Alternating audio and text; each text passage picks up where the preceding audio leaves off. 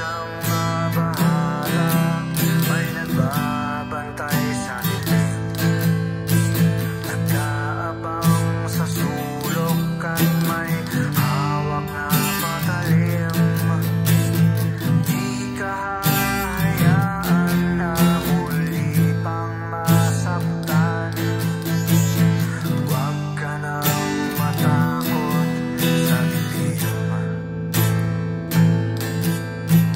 Ito ay kwentong ahon ng galing sa dalawang taong nagmamahalan ng tunay ang alay, Elsa at Lando. At kahit para pagkakataon ay nakakandado, dahil magkalayo ang uri ng buhay, ang estado ng buhay ni Lando ay di nalalayo sa marami. Sinunog ng araw ang kulay ng balat at marami ng galo ng pawis ang kanyang naidilig sa lupa, upang ang gutom ay di na masuklian pa ng luha, habang ang babaeng kanya minamahal ay sagana. Ngunit kabilang sa pamilya na di alintanang makipagkapwa-tao sa mga tulad ng dukha, gayon pa may patuloy ang pagmamahal na pinuna ng konti.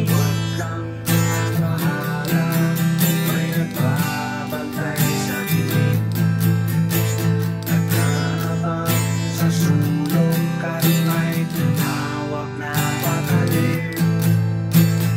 Di ka hahayaan na muli pang masaktan.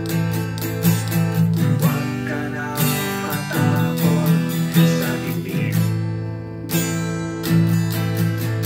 Kahit na anumang bagay ang pilit na ihadlang, at sino man ay walang makapipigil sa paghakbang ng mga paana. Ang nais ay marating ang ligaya, hiyaya magtanan, di nagatubiling na sumama, hawak ng pangarap at pangako sa isa't isa.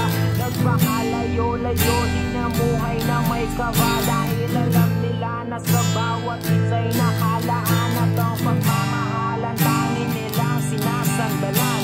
Wala nang ibang bagay pa silang mahihiling, kundi isang pamilya sa loob ng apat na dingding, at isang bubong na